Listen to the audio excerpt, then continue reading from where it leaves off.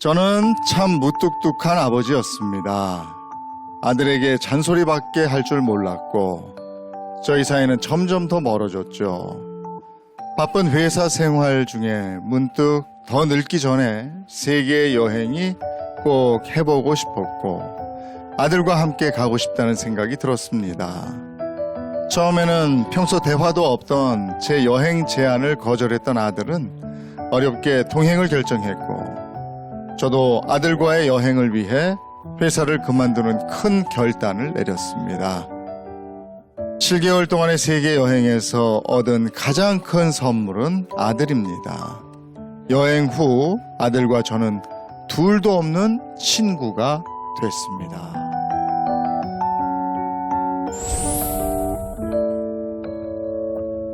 네, 어서 오십시오. 네, 반갑습니다. 안녕하세요. 아니, 들어올 때 뵈니까 우리는 부자지간 딱 서 있어요. 그러니까 두 분이 네. 옷도 너무 글쎄. 이렇게 커플룩으로 네. 이쁘게 입으셨어요. 자기소개 좀 부탁드리겠습니다. 안녕하세요. 울산에서 온 58년 개띠 정준일입니다. 반갑습니다. 아, 예, 반갑습니다. 네, 안녕하세요. 사천에서 온 88년생 용띠 정재인입니다. 이야. 지금 얘기를 들어보니까 두 분이 아까 보니까 세계 일주 7개월 동안 같이 하셨어요? 예, 같이 했습니다. 야. 어떻게 해요? 32년 동안 직장 생활을 하면서 네. 나만의 시간을 가진 적이 없었는데 네. 우연히 조간신문을 보면서 어떤 여행 작가가 쓴 말이 있었습니다. 네. 가슴이 떨릴 때 떠나라. 아. 나이가 들면 다리가 떨리면 못 간다. 이야기. 가슴이 떨릴 때 가라, 다리 네. 떨리면 못 간다.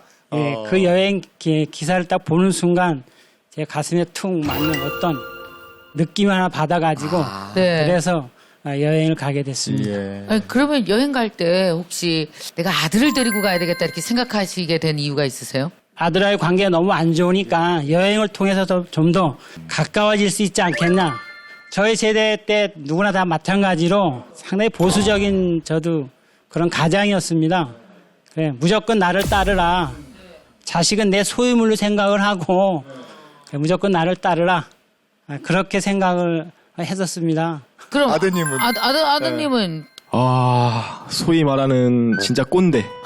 완전히, 남의 의견, 생각은 전혀 듣지 않고 본인의 가치관만 주입을 하려고 하는 답정너 스타일. 아버지랑 제가 사춘기 때 갈등이 제일 심했는데, 제가 기억하기로는 고1 때, 네.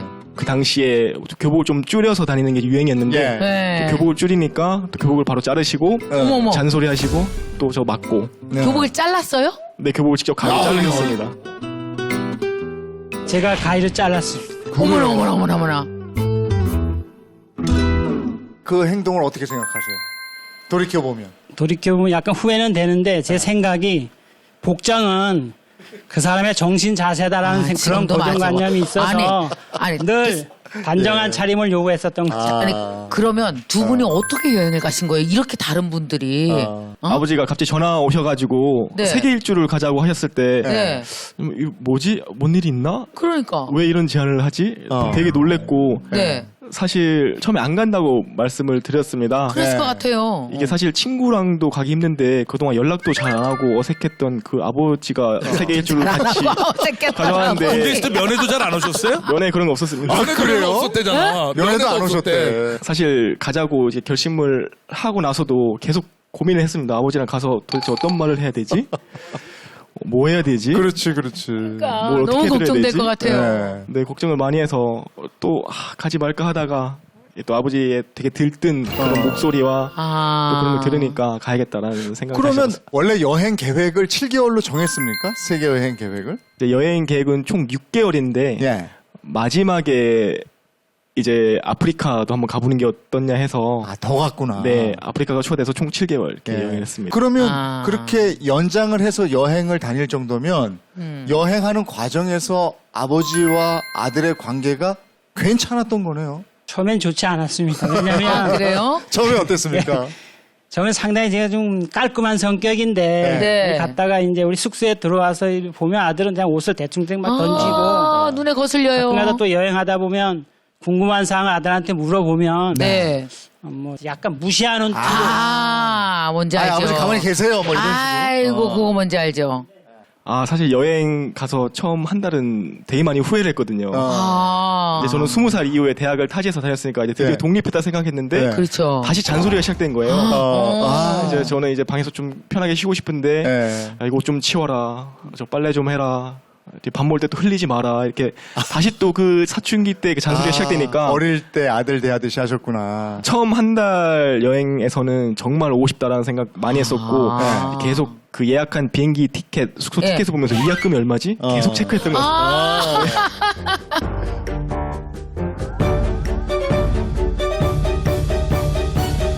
두 분은 여행하면서 이제 초반에 어색함, 초반에 이제 뭐 돌아오고 싶을 정도로 마음이 그랬다고 그랬는데, 그러면 어느 계기가 있었을 거 아니에요? 아, 아버지하고 같이 다니니까 괜찮네. 아, 우리 아들 역시 듬직해. 어떤 기회가 있었습니까? 아들이 상당히 좀 덜렁덜렁대는 그런 자식이었는데 여행 계획을 처음부터 짜는 거 보니까 상당히 꼼꼼한 세심한 면이 있더라고요. 아. 그러면서 아침에 딱 기상하고 식사하러 가면 아침에 그 일과를 아버지한테 이야기 전부 다 야, 해주는 브리핑. 거예요. 그러면서 야. 또 어떤 안전에 대한 부분도 꼼꼼하게 이야기해주고 오. 그래, 우리 아들한테 이런 면도 있었구나. 네. 늘 덜렁대는 그런 자식이었는데 상당히 세심하고 꼼꼼한 면도 있구나. 그러면서 24시간 동안 저를 위해서 항상 오. 애쓰는 모습이 정말 대견스러웠었어요. 야. 믿음직하고.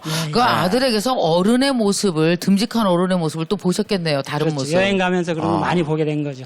저희가 묵었던 여행지가 터키 파무칼레 지역이었는데 네.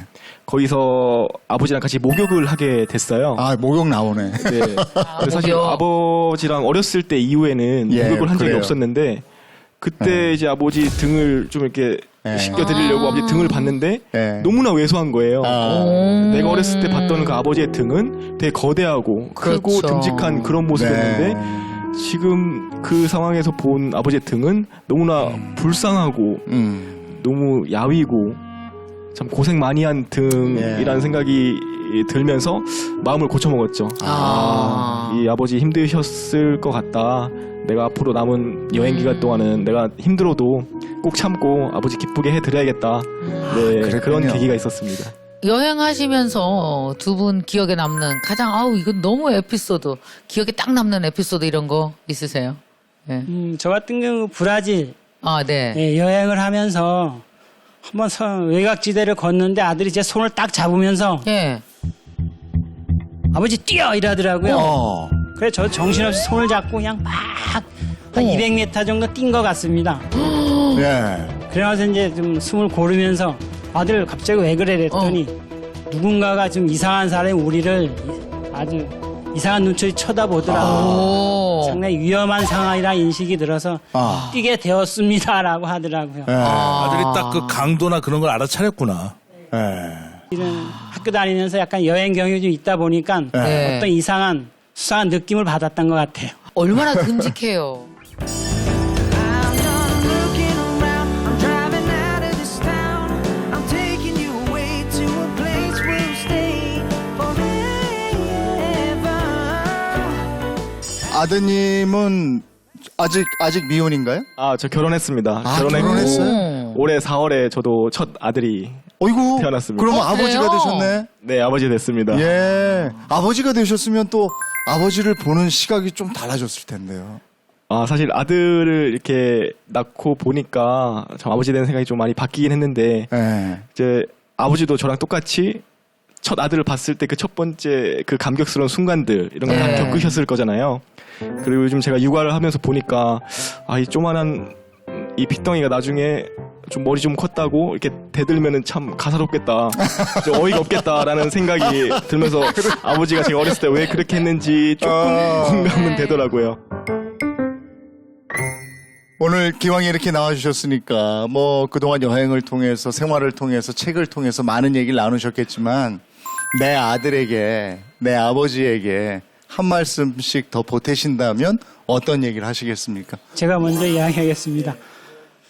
예, 제가 아들하고 여행했듯이 내 아들도 제 손자, 그러니까 내 아들의 아들이 되겠죠. 그렇죠. 아들하고 꼭 내 아들 나이 됐을 때 손자하고 세계 여행을 한번 꼭 한번 해보기를 적극 권장하고 싶습니다. 네. 아들한테. 네, 아버지 지금까지 길러주셔서 대단히 감사드리고 같이 세계 일주 제안해주셔서 그 정말 좋은 추억 만들어주셔서 오. 대단히 감사드립니다. 진짜. 아버지 말씀대로 저도 아. 제 아들이랑 세계 일주 갈 수 있도록 노력하겠습니다. 네, 아버지와 아들의 멋진 모습이었습니다. 행복하십시오. 고맙습니다. 감사합니다. 고맙습니다. 누구나 아버지가 될 수는 있지만 좋은 아버지가 되기 위해서는 네. 노력해야 되는 부분이 상당히 있습니다. 전 정말 지금까지 살아오신 아버지들에게 나도 힘들었다라는 말을 할 수 있는 기회를 자녀가 네. 한 번 준다면 그 아버지들은 쑥스러워하시잖아요. 우리가 네. 기회를 안 주면 본인들이 기회를 찾으시긴 연세 70, 80 넘어서 힘드시거든요. 뭔가 우리가 기회를 좀 드렸으면 좋겠어요. 네. 어느 날 아버지가 부축을 해달라고 그러셨는데 네. 손을 이렇게 잡았더니 아버지 손이 차가우세요. 어. 아버지 손이 따뜻할 때 좀 손도 잡아드리고 이럴 맞아요, 걸 이런 맞아요. 생각이 들었습니다. 고달픈 여러분의 인생에 힘이 돼 드리겠습니다. 인생 이야기 파란만장 다음 주에 뵙겠습니다. 고맙습니다. 고맙습니다.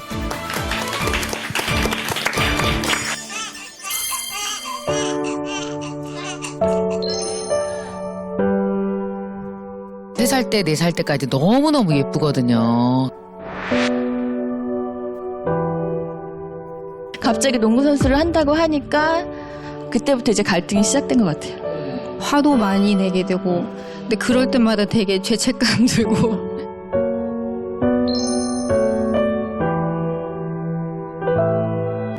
막상 눈앞에 막 아이들이 아른거리니까 아이들 생각해서 이러면 안 되겠다, 이러면 안 되겠다. 앞으로 저가 더 잘할게요. 잘 할 수 있을 거예요. 네.